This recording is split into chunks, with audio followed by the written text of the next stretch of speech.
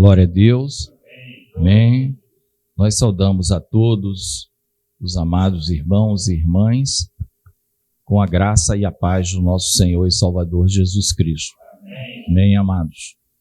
Também os irmãos e irmãs que nos acompanham pelas redes sociais, pela internet, nós desejamos e saudamos com a graça e a paz do Senhor. Que essa bênção seja extensiva a toda a nossa família, né, de todos que estão presentes. Amém? Nós vamos dar continuidade hoje ao estudo do livro de Eclesiastes, é o terceiro encontro. Né? O primeiro foi uma visão geral, uma introdução. No domingo passado nós falamos do capítulo 1 e hoje nós vamos ler o capítulo de número 2. Tá? Temos a versão revista e corrigida, que é muito parecida com a corrigida fiel, e temos a revista e atualizada. Tá? Nós vamos ler na revista atualizada. Existem algumas palavras que na revista atualizada é melhor, e a gente vai alternando na explicação dos textos, porque usar um ou outro, mas o texto é o mesmo, tá? Então nós vamos ler o capítulo 2 juntos,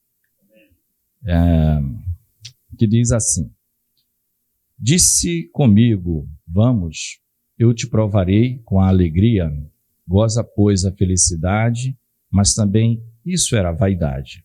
Do riso disse, é loucura, e da alegria, de que serve? Resolvi no meu coração dar-me ao vinho, regendo-me, contudo, pela sabedoria,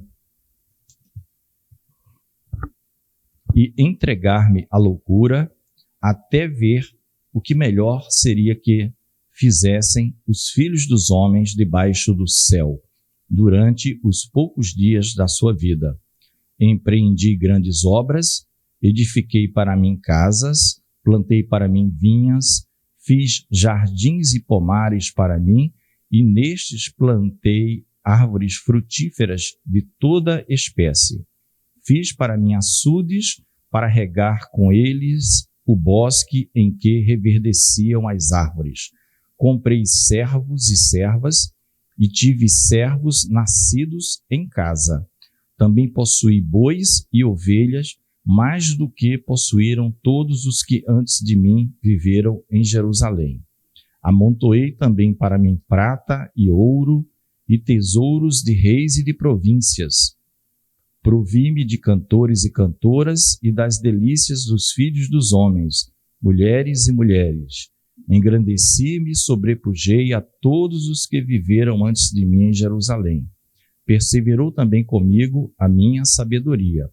Tudo quanto desejaram os meus olhos, não lhes neguei, nem privei o coração de alegria alguma, pois eu me alegrava com todas as minhas fadigas, e isso era a recompensa de todas elas. Considerei todas as obras que fizeram as minhas mãos, como também o trabalho que eu, com fadigas, havia feito. E eis que tudo era vaidade e correr atrás do vento, e nenhum proveito havia debaixo do sol. Então passei a considerar a sabedoria, a loucura e a estutícia. Que fará o homem que seguir ao rei o mesmo que outros já fizeram? Então vi que a sabedoria é mais proveitosa do que a estutícia, quanto a luz traz mais proveito do que as trevas. Os olhos do sábio estão na sua cabeça, mas o estulto anda em trevas. Contudo, entendi que o mesmo lhes sucede a ambos. Pelo que disse eu comigo, como acontece ao estulto, assim me sucede a mim. Por que, pois, busquei eu mais a sabedoria? Então disse a mim mesmo que também isso era vaidade, pois tanto do sábio como do estulto, a memória não durará para sempre. Pois passados alguns dias, tudo cai no esquecimento. Morre o sábio e da mesma sorte o estulto. Pelo que aborreci a vida, pois me foi penosa a obra que se faz debaixo do sol. Sim, tudo é vaidade e correr atrás do vento. Também aborreci todo o meu trabalho com que me afadiguei debaixo do sol, visto que o seu ganho eu havia de deixar a quem viesse depois de mim. E quem pode dizer se será sábio ou estulto? Contudo, ele terá domínio sobre todo o ganho das minhas fadigas e sabedoria debaixo do sol. Também isto é vaidade. Então me empenhei porque o coração se desesperasse de todo o trabalho com que me afadigara debaixo do sol. Porque há homem cujo trabalho é feito com sabedoria, ciência e destreza, contudo deixará o seu ganho como porção a quem por ele não se esforçou. Também isto é vaidade e grande mal. Pois que tem o homem de todo o seu trabalho e fadiga do seu coração em que ele anda trabalhando debaixo do sol? Porque todos os seus dias são dores e o seu trabalho desgosto. Até de noite não descansa seu coração. Também isto é vaidade. Nada há melhor para o homem do que comer, beber e fazer que a sua alma goze o bem do seu trabalho. No entanto, vi também que isto vem da mão de Deus. Pois separado deste, quem pode comer ou quem pode alegrar-se?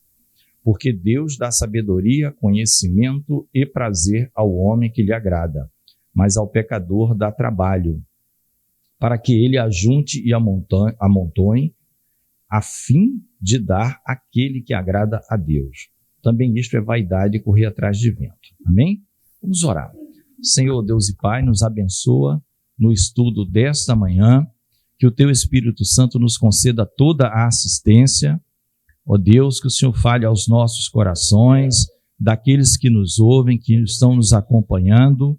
Ó Deus, de modo que só o Teu nome seja exaltado e glorificado, Senhor. Nós oramos agradecidos pelo que já tens feito e pelo que irás fazer, em nome do Senhor Jesus. Amém. Amém. Os irmãos podem estar sentados. Como nós já temos falado, né?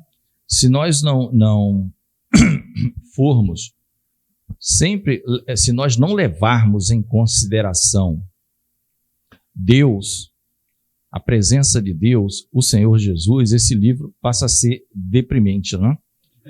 Deprimente, porque a sua vida fica sem sentido, mas ele vai mostrar que na verdade existe algo maior e que de fato esta falta de sentido é uma regra em toda a humanidade, no sentido que essa alegria que se busca perene, um prazer eterno, não se acha aqui na terra dos viventes. Esse é que é o importante. É essa a conclusão. Ele não está dizendo que as coisas são ruins, que viver aqui é ruim. Nós já sabemos que tudo está como está desde a queda, exatamente devido à queda. O homem se afastou de Deus, não é? O homem se afastou de Deus e Deus o expulsou do paraíso porque ele não poderia viver em pecado e comer da árvore da vida naquela condição e viver eternamente em pecado. Então, no fundo, esse foi um ato de amor e providencial do nosso Deus, de nos tirar daquele ambiente em que Deus falava com o homem, não é? Na viração do dia, essas coisas todas, e trazer para um ambiente em que o homem ele iria sentir esta carência. A gente vai repetir quase sempre em todas as reuniões algumas coisas, porque se faz necessário para que a gente possa compreender melhor a aula, né? Mas se vocês observarem na Bíblia toda, o que é que Deus faz? Tudo é feito, irmãos, para trazer o homem para junto de Deus. Pode observar. A gente passa por lutas, tribulações, muitas vezes, e momentos de alegria, a gente deve gratidão a Deus, que tudo vem dele, mas Deus faz muita coisa acontecer para o homem cair em si e voltar. É como aquele filho pródigo, parece nós, a humanidade caída que quer andar sozinha, sem Deus, até que cai em si e fala, não, junto do Pai é muito melhor. As coisas acontecem, Deus atraindo a gente. Né? Tem um texto, que o pastor até gosta de falar, ele comenta, né? Que o Senhor Jesus fala da cruz dele, né? E eu, quando for levantado, a todos atrairei a mim. Será que era só para dizer, eu sou o popstar? Não, irmãos. Isso é amor a gente. O Senhor quer nos atrair e não quer que o homem se acostume com isso aqui. Isso aqui não é o bom lugar. Né? Então, nós já entendemos a expressão vaidade, nós já entendemos a expressão debaixo do sol, que delimita a experiência humana, e em algumas versões, aflição de espírito ou correr atrás de vento ou da névoa, você não consegue pegar absolutamente nada. Então, no capítulo 2, podemos dizer assim, do versículo 2 ao 11, tá? O rei, o Salomão, ele vai começar a ter experiências pessoais e que muitos estudiosos chamam de sensoriais. Tá? Ele quer experimentar na pele, com os olhos, fazer algo que ele sinta e para que ele possa chegar a alguma conclusão e passar o melhor ensino para os filhos dos homens. Né? De como se viver aqui. Ele vai ter experiência, dizem respeito quase sempre aos sentidos. Tá?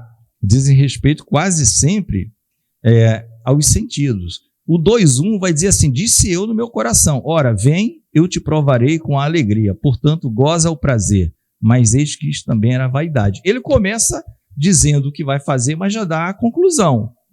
Eu te provarei, ou seja, ele vai começar a experimentar. São experiências sensoriais dele. Ele vai por esse campo, ele vai começar a experimentar determinadas coisas, boas e loucas, a fundo. Mas ele já conclui, eu já estou dizendo, é vão também, é inútil, não preenche o vazio da alma do homem. É isso que a gente tem que entender. Ele vai te dar sempre a alegria temporária, passageira, até porque ele já concluiu, né? E nós já vimos isso em toda a Bíblia, que a própria vida do homem, segundo a ótica de Deus, é um sopro, é um conto ligeiro, é sempre falado dessa forma, né? É uma névoa, é a própria vaidade, é muito rápida, porque nós, quando vamos comparar aquela coisa de um dia para Deus, né? 1000 anos, como o dia de ontem que passou, né?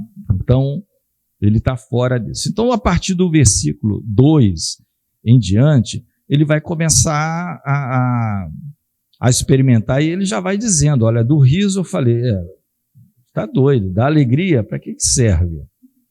Né? Já estou lendo a outra versão proposital. Busquei no meu coração como me daria ao vinho. Aqui vem algo bem interessante, a depender da sua versão. Esse versículo 3. Busquei no meu coração como me daria ao vinho. Aí ele abre um parêntese. Regendo-me, porém, ou contudo, o meu coração com sabedoria. Isso parece as propagandas de bebidas alcoólicas atuais, né? Beba com sabedoria. Beba com moderação ou com sabedoria, depender das marcas. Que coisa, né? Toma propaganda, aquilo vai entrando na mente do jovem, seja lá quem for. Fim de semana, né? Ninguém vai lembrar desse negócio de beba com moderação ou com sabedoria, né? Agora são as chamadas casas de apostas esportivas. Parece que foi regulamentada já, porque, enfim, está todo mundo preocupado, entre aspas, né? Porque ninguém está preocupado com a vida de ninguém, na verdade. Os empresários e alguns banqueiros estão preocupados, por quê? Porque muita gente está colocando o dinheiro nisso e o dinheiro deixa de ir ou para o banco ou para o comércio. Aquele camarada que ia pegar R$300 e comprar um negocinho lá, alguma coisa perto do celular, uma capa do celular, o fone, ele vai e aposta lá no time dele. Então, você sabe que as grandes empresas e os bancos, eles têm dados macroeconômicos que nós, praticamente mortais, não temos acesso. Ele viu onde é que está a boiada andando. A gente sabe do nosso bolso, mas eles veem o todo. E eles já viram que um percentual considerável está indo para apostas esportivas. E esse dinheiro que ia para lá, a pessoa que está mandando para lá não aumentou a sua renda. É um gasto que ela optou trocar. Ao invés de eu comprar na loja XYZ alguma coisinha, ou de deixar guardado numa poupança, eu vou apostar. Irmãos, né? Então, o que o Salomão faz aqui, olha, eu vou experimentar um pouco da loucura. Importante que a loucura ou estultícia, como vocês quiserem aqui, não fala de doenças mentais. A loucura no agir. É o modo de proceder neste mundo, tá? Ele está dizendo, regendo-me, contudo, com sabedoria. Isso é uma verdade que ele quer dizer. Ele falou, olha, eu não perdi a sabedoria. Eu estou fazendo aqui um experimento. Eu sei que parece loucura, mas a sabedoria continua comigo. É isso que ele está... E aí ele foi nessa aventura e como reteria a loucura, ou seja, ele não iria até um final de alguém louco realmente do mundo perverso, maligno, mas ele experimentaria, até ver o que seria melhor para os homens, que se fizesse debaixo do sol durante o número de dias da sua vida. Então, ele sempre teve, como sábio, esse interesse em deixar registrado, isso está em Provérbios, está em outros livros, o que é melhor. Né? O que é melhor. As decisões melhores a serem tomadas. Então, ele começou a experimentar aquilo que é sensorial, né? A bebida e outras coisas semelhantes, a loucura. Né? Alguns estudiosos falam que ele entrou no ramo aí das magias, coisas de outros deuses, e a gente sabe que ele construiu altares, né? que também não foi só a questão da construção, foi experimentar como é que era, né? Os cultos. Então ele pegou deuses que era a abominação dos amonitas, a abominação dos moabitas, né? E alguns não de maneira assertiva, falam assim que era o monte que estava a leste de Jerusalém que foi construído. Alguns era o Monte das Oliveiras. Esse camarada ainda fez isso no Monte das Oliveiras, mas não tem essa informação de maneira contundente. A Claudinha acho que quer falar. Irmão Reginaldo, eu não consigo, pode ser, meu irmão. Eu não consigo entender assim, um homem tão sábio, assim, se deixou levar por essas coisas, por esse negócio de magia, deuses estranhos. Isso assim, eu não consigo assimilar isso, entendeu? Não sei se eu estou sabendo.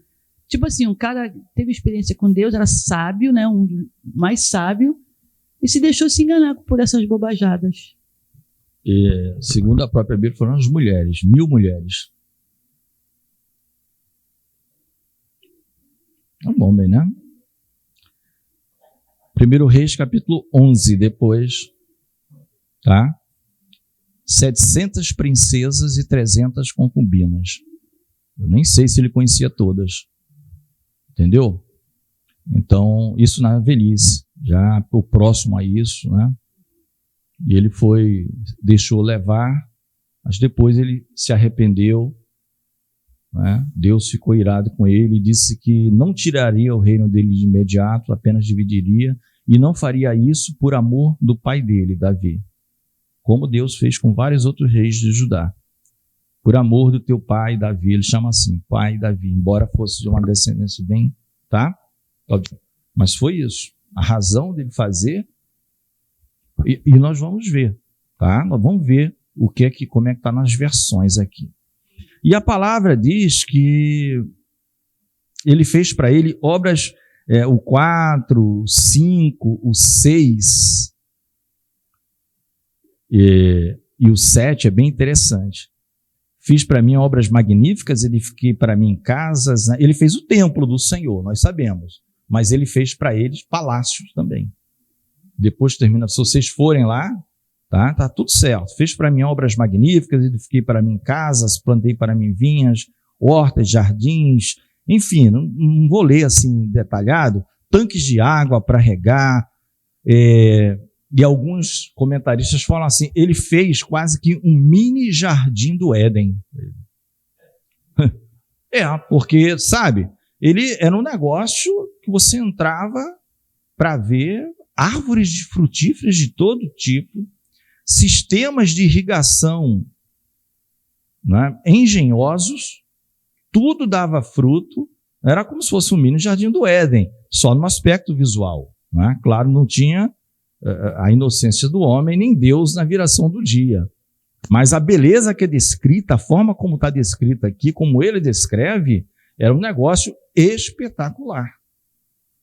Os palácios, né? Essas coisas todas, obras magníficas, árvore de toda espécie de frutos. Olha só.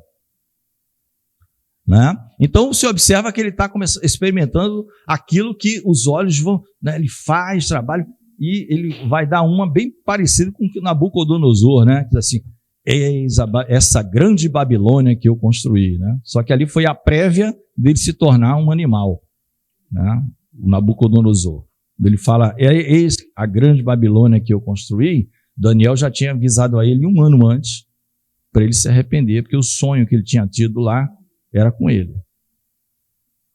Né? E aí ele traz a glória para ele, ele não entende que Deus deu a vida a ele, Deus permitiu que ele construísse aquilo. Né?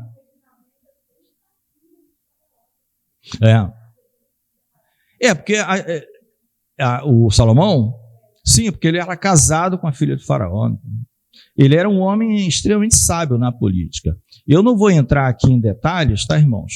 Mas a lei, ela é maravilhosa. A lei de Moisés, nessas coisas, ela é maravilhosa. Tem muita, por isso que Jesus fala, tudo que a lei escreveu de mim. A lei já falava de aconselhamentos, sabe? Eu entendo dessa forma, sobre... A lei já dizia, se um dia vocês tiverem um rei, a lei já sabia que ia ter juízes, que ia ter rei. O rei não tenha muitas mulheres. O rei não possua muitos cavalos. Porque ele sabia que o rei poderia ter tudo isso. Ele é o rei. Ele inventa um tributo lá. Tá, ponto. Posso comprar o que eu quiser. A lei já dizia tudo isso. Então Deus está dizendo assim, eu estou te dando riqueza, estou dando tudo. Agora, cabia a ele administrar. Ele foi e administrou no extremo. Quase comprou o planeta, vamos dizer assim, né? Então, a lei, se vocês forem lá na lei de Moisés, que é basicamente a partir do Êxodo, né? Em Gênesis não, tem algumas coisinhas, mas não uma lei, que não tinha povo ainda. Então, é Êxodo, Levítico, Números e Deuteronômio. Já está falando sobre o rei. Ele não possuísse isso exageradamente, ele já teria mais do que todos. E Salomão foi nos limites. Mas vamos voltar aqui para o nosso... Tá? Então, a lei já dizia, o Senhor Deus já falava isso lá atrás. Agora, o 7 dá uma noção, segundo alguns comentaristas, da riqueza que esse homem tinha. Porque o 7 vai falar o seguinte, que ele adquiriu servos e servas e teve servos nascidos em casa. E teve grande possessão de vacas e ovelhas, mais do que todos que houveram, né, que houve antes de mim. Tá? Isso você vê que é meio repetitivo. Quem pode ler o Eclesiastes 1,17? Com microfone. Pode ser ali a Claudinha mesmo, que está com o microfone, ou a Janete, enfim. Então, 1,17. Eclesiastes 1,17. Apliquei o coração a conhecer a sabedoria, saber o que é loucura e o que é estultícia. E vinha saber que também isso é correr atrás do vento. Esse é o 1,17, né? 1,17. Tá. Não era, acho que não era esse que eu estava querendo. Deixa eu ver aqui, meu Deus do céu. Não, 16 não, está falando quase a mesma coisa. É um que ele vai dizer já no próprio capítulo 1, que ele sobrepujou a todos. É o 16. É o 16, né? Disse comigo, eis que me engrandeci e sobrepujei sabedoria a todos os que antes de mim existiram em Jerusalém. Com efeito, o meu coração tem tido larga experiência da sabedoria e do conhecimento. Amém? Lembra que eu falei que os temas vão se repetindo também? Lembra que eu comentei isso? Agora sobre aspectos diferentes. Então, o que alguns comentaristas falam é que não era para qualquer um ter servos nascidos em casa. Isso era dos mais ricos. Eles tinham muitas vezes servos, porque tem a legislação também para servos, para escravo. Quem tinha servo nascido em casa, né, era filho dos outros servos, filhos e filhos de escravos, era aquele pessoal que era tido como muito bom. Assim, eu jamais quero deixar esse rei, porque ele gozava de uma riqueza tão grande que a condição dos seus servos era tal que ia para a terceira geração de escravos junto com aquele rei. Eu tinha neto, né? Então isso é um aspecto levado. Agora o 2:8 é bem interessante, porque na Almeida Corrigida Fiel, e talvez eu não sei qual a versão que o pastor está, se é a King James 1611, né? A do pastor. E na Revista Corrigida diz assim: amontoei também para mim prata e ouro e joias de rei e das províncias. Provi-me de cantores e de cantoras, e das delícias dos filhos dos homens, e de instrumentos de música de toda sorte. Aqui tem um detalhe, né? Olha, ele tinha como uma orquestra sinfônica para ele. Provi-me de cantores e cantoras. O rei sentava, olha, amanhã o rei quer ouvir um dó ré mi aí qualquer. Claro que não é dó ré mi, porque as notas musicais do Oriente são diferentes, tá? Existe isso na música também. A nota musical onde se chama japonês não é dó ré mi, fá, sol, lá, si, é outra. Por isso que você vê a entonação da música no Japão, existe altos e baixos, aquela coisa que você parece que... Mas é o normal deles lá. Eles podem fazer um paralelo, uma aproximação com o sistema ocidental. No Oriente também. Então, Salomão tinha essa orquestra. Agora, o que aqui chama... E tinha instrumentos de música de toda sorte. Agora, o que chama na minha delícia dos filhos dos homens é o que eu li na Ara. Na Ara vai dizer mulheres e mulheres. As delícias dos filhos dos homens são as mulheres e mulheres. Quem está assim? Quem pode ler? Como é que está na do pastor? Dá o microfone aqui para o pastor. Tem umas que fala de harém. Só isso, harém. Tive um harém. Não, então, deve falar alguma coisa aí. Prata e ouro. Prata e ouro e os peculiares tesouros dos reis e das províncias. Provi-me de cantores e cantoras e das delícias dos filhos dos homens, assim como de instrumentos musicais. É isso. Não, mas exatamente, pastor. O ponto está aí, Igor, alguém traz, por gentileza? Era isso, pastor. Ele não omite. Essa expressão, delícias dos filhos dos homens, tá? É isso aqui, ó. E servir-me de imenso harém. Tá? O chamado na sua versão, delícias dos filhos dos homens, que está na minha Revista Corrigida e na Corrigida e Fiel, eram as mulheres. É o hebraico Siddá. S-I-D-D-A-H. Tá? Isso é encontrado em várias cartas de faraós para reis, usando esse trecho, e usava como presente. Um rei trazia para o outro um harém e dava de presente, com 50 concubinas. Entendeu? Ia e dava. Então, tem essas versões mais tradicionais ligadas ao original, assim, tá? As delícias dos filhos do homem. E o que são as delícias dos filhos do homem? Nas traduções mais modernas, na própria era, já está dito, eram muitas mulheres.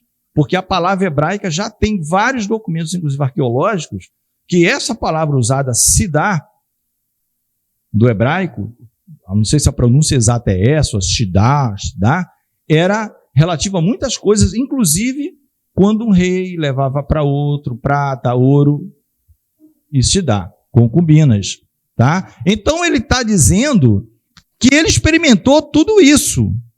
E engrandeci e me aumentei mais do que todos que houve antes de mim em Jerusalém.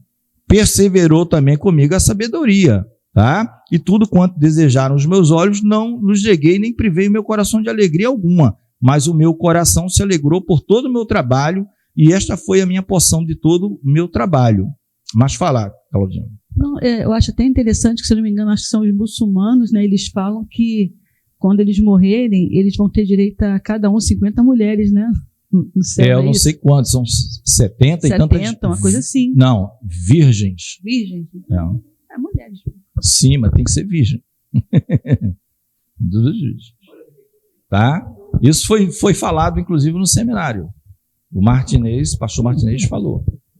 Por isso que eles não se importam em ser homem-bomba, né? Porque eles morrem juntos, matam algumas pessoas e morrem juntos. Pois não, pastor? Eu queria pedir que você comentasse sobre um negócio. Não precisa ser agora, se quiser comentar depois. Mas é algo interessante. Como o irmão está se aplicando mais no estudo, tá? E eu não tenho essa informação aqui agora comigo. Mas o que eu quero perguntar? Eu quero colocar para o irmão. Não parece estranho o filho de Davi, tá? O que caracterizou Davi? O coração totalmente voltado para Deus, né? A Bíblia diz, né, em seus salmos, ele fala assim: guardei tua palavra no meu coração para não pecar contra ti. Aí você vê a história de Salomão no início dele, quando ele é ungido rei, e ele chega para Deus e diz: eu não tenho como tomar conta desse povo, eu não tenho sabedoria suficiente. E Deus se impressiona com essa atitude dele, diz: por causa disso, não somente te darei muita sabedoria, como farei você, com a sua glória, seja maior do que a todos os reis da terra. Agora, quando Deus faz isso, tá? Eu vou usar até um jargão aqui, né? Deus não dá ponto sem nó.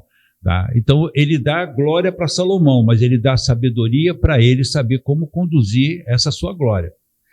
Aí, agora sim, agora vamos entrar no texto, né? No início desse texto, Salomão falou assim: eu propus no meu coração, estou falando com as minhas palavras, né? Eu propus no meu coração experimentar todas as coisas, tá? Para ver como é que isso funciona, todas as coisas erradas.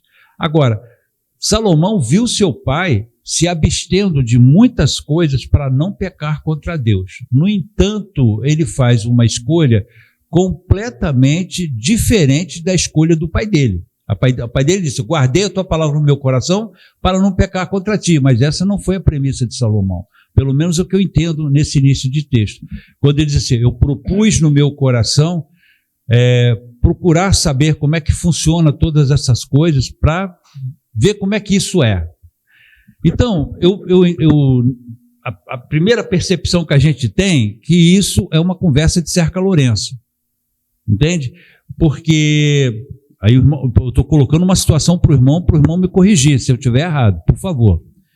Então, assim, é uma conversa de Cerca Lourenço, porque ele teve o exemplo na vida de Davi, na vida do pai dele, embora o pai dele também tenha pecado, feito coisas erradas, mas o pai dele sempre se resguardou de determinadas coisas, para não ofender a Deus, não magoar a Deus. Salomão, na minha percepção, não teve essa preocupação. Ele realmente queria fazer essas coisas todas que ele fez. Ele queria fazer isso. Ele se sentiu atraído por isso. Já que eu tenho tanto dinheiro assim, e já que a minha glória sobrepuja as dos outros reis, e eu posso ter tudo o que eu quero, aí ele diz aí no texto: então tudo aquilo que o meu coração desejou, eu peguei para mim. Então a reflexão que eu queria colocar aqui, e aí pedir para o irmão desenvolver isso, quando for possível, tá? É exatamente essa, a validade disso. Porque isso contraria tudo aquilo que ele aprendeu do pai dele, tudo aquilo que ele viu no pai dele, né? E, na minha opinião, é impossível que Salomão não soubesse que ele estivesse dando um tiro no pé dele. Tá? Então, aí, desenvolve isso para mim, que o irmão acha em relação a isso aí? É importante o ponto que o pastor levou, mas eu entendo particularmente, pastor, que enquanto ele estava tendo somente o Deus de Israel como seu Deus, Deus o guardava ali. Mesmo ele, o senhor vai entender onde eu vou chegar, mesmo ele experimentando algumas coisas, porque ele era muito sábio. Então, o homem muito sábio, ele é irrequieto. Porque ele chega nos limites, ele está muito além.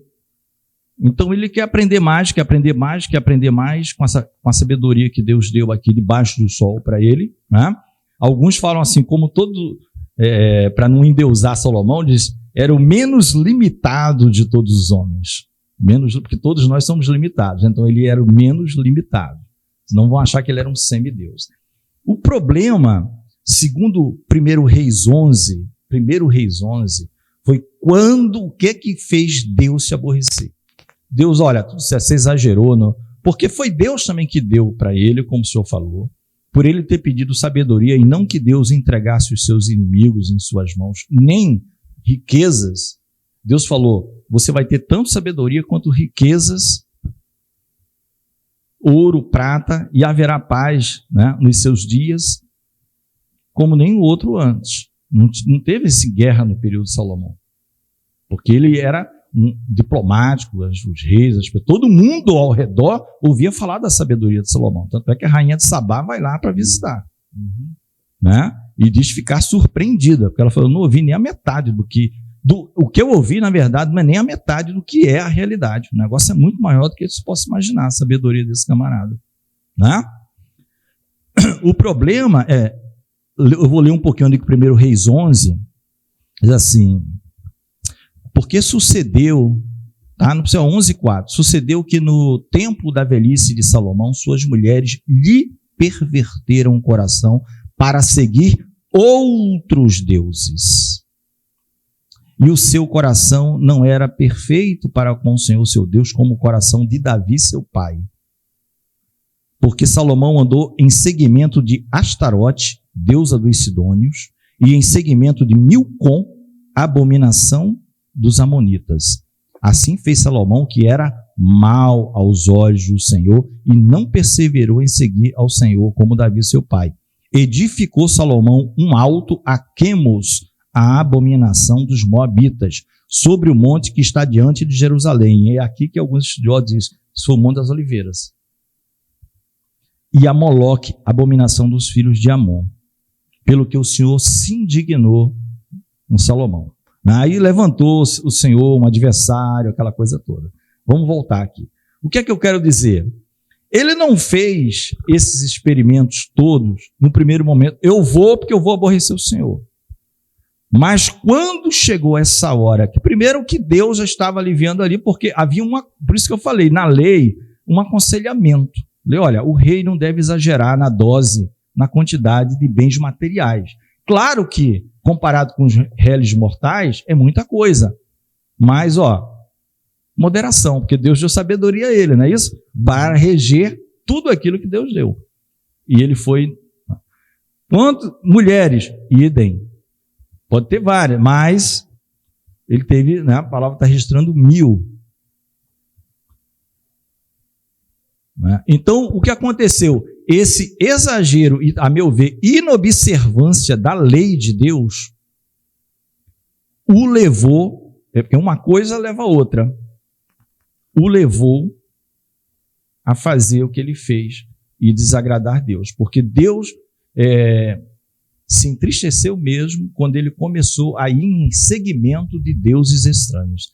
Pelo menos o que a Bíblia diz em 1 Reis 11. Sim. Agora... Ela não vai dizer em nenhum momento antes que Deus ficou triste porque ele era político, porque casou com não sei quem, porque tinha com tantos. Agora, ele ficou em perigo, brincar com fogo. Ele ficou brincando com fogo. Esse é o ponto. O brincar com fogo, será que ele vai ter autocontrole para não dar o passo seguinte no erro? Pois é. Deu para entender a minha... Não, sim, mas esse raciocínio... Ele não já parte, a meu ver, premeditado para se apartar de Deus. Eu estou aqui, mas lá na frente eu vou construir... Mas então, esse é o raciocínio lógico. Quer dizer, uma pessoa que entra numa ciranda dessa, tá, o resultado, no raciocínio lógico, é que o final não vai ser um final bom. A pergunta da Cláudia, ela faz todo sentido, porque a gente começa a perceber o seguinte: poxa, o camarada tem toda a sabedoria que sobrepuja a sabedoria de todos os mortais. E será que ele não tinha a compreensão de que ele poderia se perverter no meio desse caminho? Vou dar um exemplo aqui bem simples, né? Quando eu era jovenzinho, né, e eu estava na igreja, aí houve um momento que eu me desviei. Né? E eu comecei a ir nas baladas. E o que aconteceu? A minha mãe, o pastor da igreja onde nós estávamos, ele visitava as famílias. Então, um dia ele visitou lá em casa e minha mãe simplesmente chegou para ele e falou assim: não, pastor, ele está lá, mas ele é luz lá. Né? Quer dizer, desculpa da mãe, né? Então, assim, o que acontece? Não tem como você ser luz num ambiente assim, porque você vai se perverter. De alguma forma, você vai comprometer a tua integridade. Então, será que Salomão não percebia isso? Então, dentro da minha simples análise, ainda sem me aprofundar, e esse aprofundamento vai vir aqui nos nossos estudos, seria uma forma de compreender, logicamente, né, que, poxa, se eu começar a fazer todas essas coisas, vai dar ruim lá na outra ponta, como deu. Como deu. No final do livro, a gente vai ver essa parte. Mas a questão é exatamente isso, a validade de tudo isso. Porque eu entendo o seguinte: Eclesiastes vem para o cânon bíblico com um propósito, tá? De nos mostrar, dar algumas lições, mas uma das lições é exatamente essa. Tá? Isso na minha concepção, de que se você não presta atenção nos princípios, porque Salomão quebra princípios, tá? Se você não presta atenção nesses princípios, aqui você vai sofrer as consequências disso. Então, Davi, ele respeitou os princípios e recebeu de Deus, né, o título, né, de ser o rei que reinou segundo o meu coração. Então, esse é o ponto, tá, que eu queria depois, à medida que o estudo for avançando, o irmão fosse desenvolvendo assim, apenas para eu entender melhor essa parte, tá, já que o irmão está se aplicando no estudo do livro. Não, sim, eu entendo. Uma coisa leva a outra, né? Só vai nesses limites, né? Porque eu me ative ali, a Bíblia diz que na velhice as mulheres acabaram pervertendo, e ele cedeu. Aí quando Deus, onde vai registrar que Deus ficou de fato irado, porque ele seguiu, a palavra fala, ele foi após seguimento de todos esses deuses, né? Até Moloque, que era onde se sacrificava crianças, né? Moloque, eu não sei se ele chegou a sacrificar crianças, mas ele fez um templo lá para Moloque. Até Moloque, né? Foi quem sacrificava era Manassés, né? Filho do rei Ezequias, chegou a fazer isso. Crianças ofertando ao deus Moloque, tá? Agora, ele entra no cano bíblico, né? Eu entendo que, enfim, é algo que ultrapassa a mente humana, né? Ultrapassa a mente humana essas coisas, essas perguntas. Faz todo sentido as perguntas. Por quê? Como? Mas é porque nós não estamos nessa posição aqui dele, né? Mas se a gente observar, eu acho que todos nós falhamos em alguma coisa parecida aqui ao longo de tudo isso aqui. Ah, seja homem, seja mulher. É porque naquela época era muito mais, se chama bem mais, os homens que detinham esse... Tá? Então esse primeiro momento foi um momento de experiência, em que ele realmente toma essa decisão. Disse eu no meu coração, como bem colocou o pastor, eu te provarei. A alegria, o prazer, essas coisas todas. E ele foi e provou. Tá? Agora, Reis vem esse outro detalhe. Na sua velhice, aí ele não tá? Mas ele não estava doido. Doido ele não estava. Ele estava velho, é outra coisa. Tá? construir aquilo tudo em segmento, adorar por causa das mulheres, né? Foi um problema sério. O segundo momento, olha, só nessa primeira parte, a gente foi até 9h45, gente. Não sei nem se vai dar para terminar os comentários do 2, mas vamos tentar. Porque a partir do versículo 12 até o 17, amados, ele vai começar agora, depois do experimento, tá, a fazer considerações da sabedoria e da loucura. E, pasmem, vem uma boa notícia. Vem uma boa notícia. A partir do 12 ao 17, tem considerações. E aí, vamos lá. Diz assim: então passei a considerar a sabedoria, a loucura e a estultícia. Loucura e estultícia praticamente sinônimos, tá, amados? E eu não sei se a Luana estava aqui, mas não diz respeito à loucura, transtorno mental, coisas desse tipo. Loucura do modo de agir. Agir sabiamente, agir perversamente, impiamente, como um louco, né? Que fará o homem que seguir ao rei? O mesmo que outros já fizeram. Aí, no versículo 13, é que vem uma primeira notícia boa. Então vi que a sabedoria é mais proveitosa ou excelente do que a loucura, a estultícia, coisas como tiver na sua versão. Quanto a luz traz mais proveito do que as trevas. Viu? Então fica o conselho para a gente, né?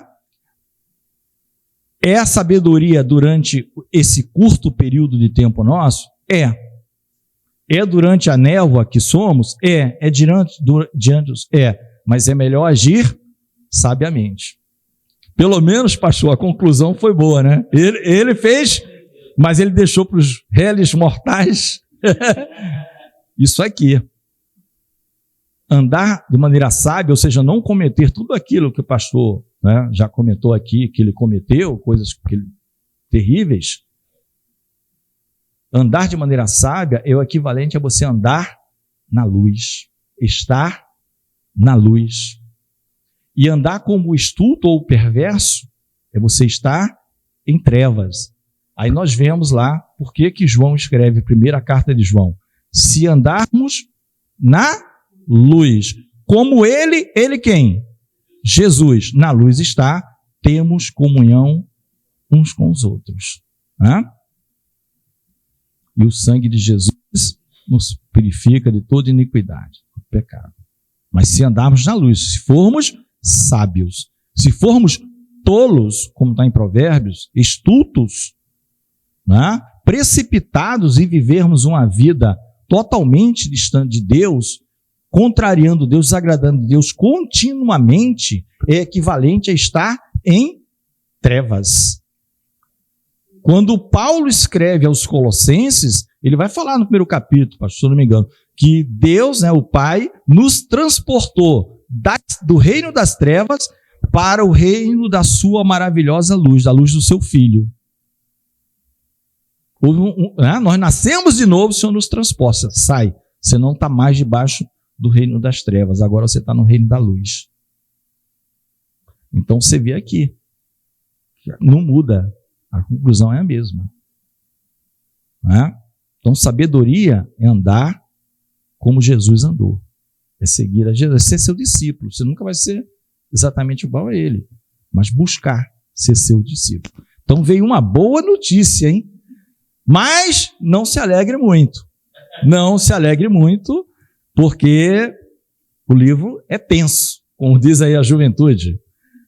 Porque logo em seguida, o 14, o 15 e 16, vem um balde de água fria. Mas nós vamos ver o que é que ele quer dizer. Tem a conclusão do 13, é excelente, né? Foi uma boa notícia até agora, para quem está debaixo do sol. Mas chega no 14, vai dizer o seguinte: os olhos do sábio estão na sua cabeça.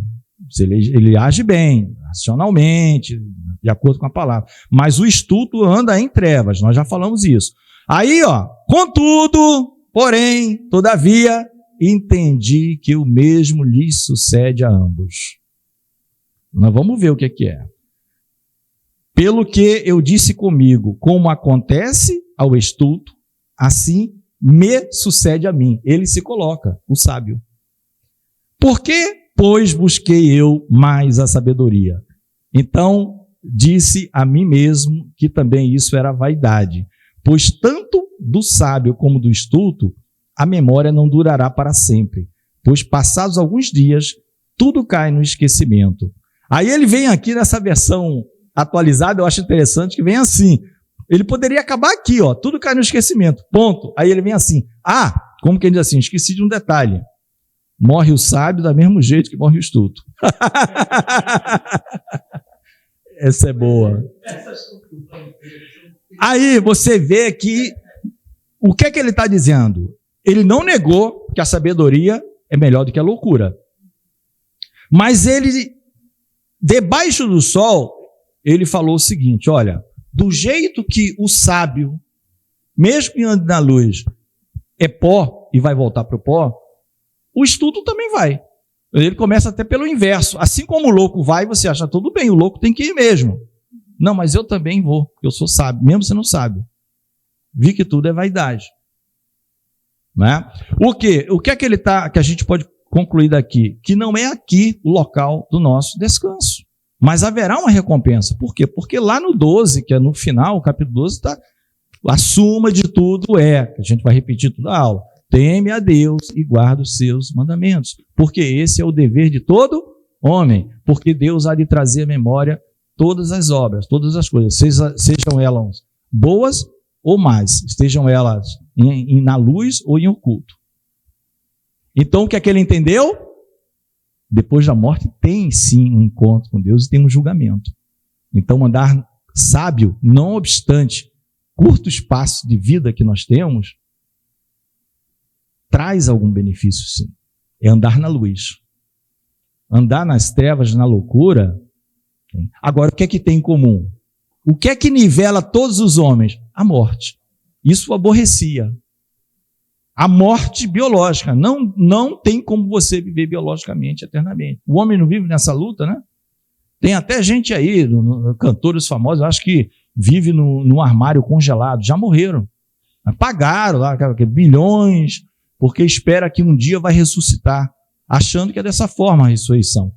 Depende da ciência. Está com o corpo congelado, temperatura de menos não sei quantos graus, aqueles gavetões, um defunto lá.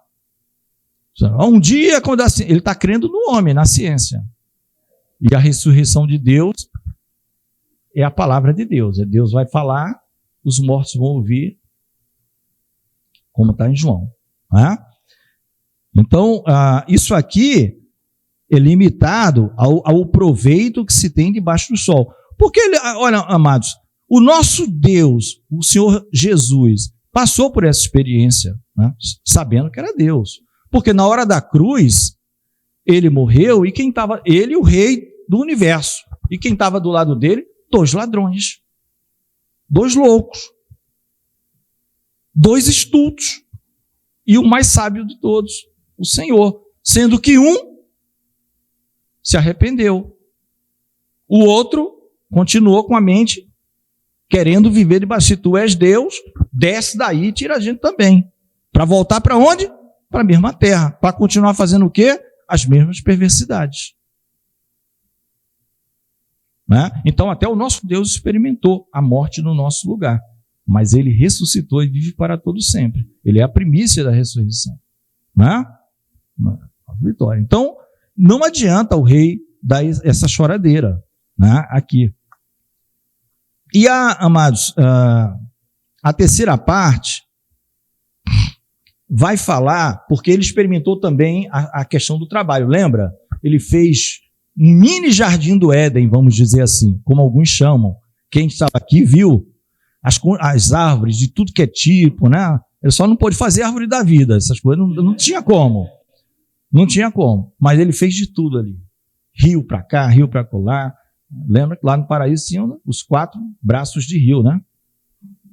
Os 4 braços de rio que regavam. Então, amados, a parte do 18 ao 26, tá? Ela faz considerações sobre o trabalho. E a gente tem o versículo 24 como o maravilhoso, que a gente vai, né, ler para terminar, está dando de qualquer forma, porque ele fez a primeira parte, foi os experimentos. sensitivo. A segunda, ele vai falar, então, uma comparação da sabedoria com a loucura. E ele viu que a sabedoria é melhor, embora ele tenha constatado que ambos morrem, né? E ficou um pouco chateado com isso. Até porque ele não tinha todas as informações ainda. Mas uma coisa ele tinha certeza, que a sabedoria é melhor do que a loucura. Tá? Ele vai fazer consideração do trabalho. E ele já começa aborrecido. Também aborreci todo o meu trabalho com quem me afadiguei debaixo do sol, visto que o seu ganho eu havia de deixar a quem viesse depois de mim. É como o Senhor Jesus falou, daqui você não vai levar nada. Como Paulo falou para Timóteo, nada trouxemos a esse mundo e certo é que nada levaremos. Né? 1 Timóteo capítulo 6. Tá?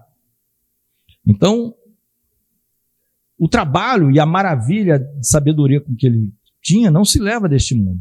E quem pode dizer se será sábio ou estulto que vem depois dele, né? Contudo, ele terá domínio sobre todo o ganho das minhas fadigas e sabedoria debaixo do sol. Também isto é vaidade. Então me empenhei, porque o coração se desesperasse de todo o trabalho com que se afadigara debaixo do sol. O que isso quer dizer? É uma frase, esse versículo 20, ele é um pouquinho complicado. Esse porquê é para quê? Ele ficou tão aborrecido que ele falou assim, eu vou tirar do meu coração qualquer esperança do trabalho. Se desesperasse de todo o trabalho. Né? Como é que está no 20 da revista corrigida? Diz assim, pelo que eu me apliquei a fazer que o meu coração perdesse a esperança do trabalho. Exatamente isso, em que trabalhei debaixo do sol. Ou seja, ele ficou tão aborrecido que tinha que deixar todas as coisas do seu trabalho para quem viesse depois, e não tem nem como saber se aquilo ia ter bom segmento ou não. Ele falou, eu vou tirar minha esperança do trabalho. Mas tem sempre boas notícias dentro do meio. Nós vamos chegar no 24 e vamos ver como Deus é bom, e isso é bom que vai mostrando a limitação do homem. O menos limitado de todos os homens, a gente pode chamar o mais sábio de o menos limitado. É a mesma coisa. O menos limitado, que está bilhões de anos-luz longe de Jesus, né?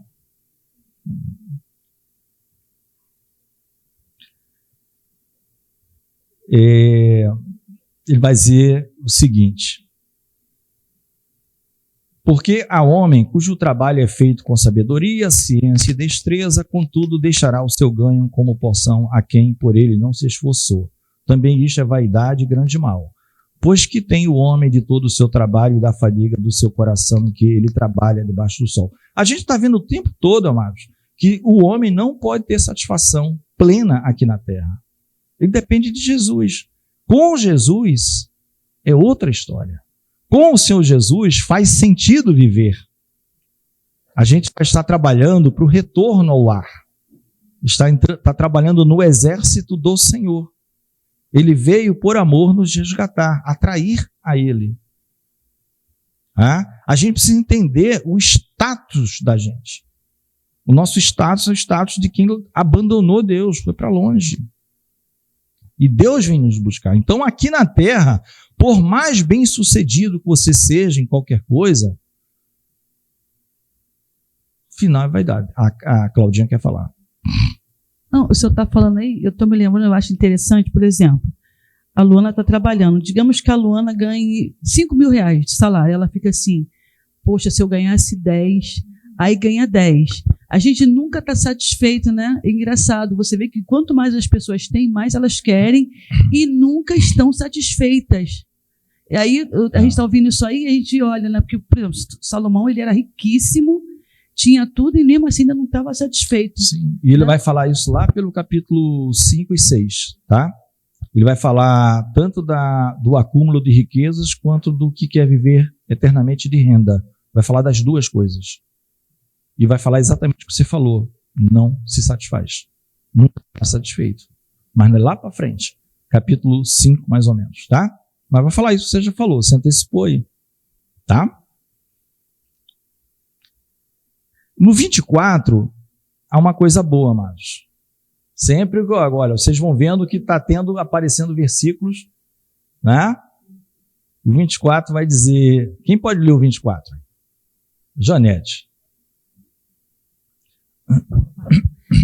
Não é, pois, bom para o homem que coma e beba e que faça gozar sua alma do bem do seu trabalho? Isso também eu vi que vem da mão de Deus. Amém? Glória a Deus. Nada há melhor para o homem do que comer, beber e fazer que a sua alma goze do bem do seu trabalho. No entanto, vi também que isso vem da mão de Deus. Ou seja, as coisas simples. Vai para o trabalho, recebe o salário e desfruta daquilo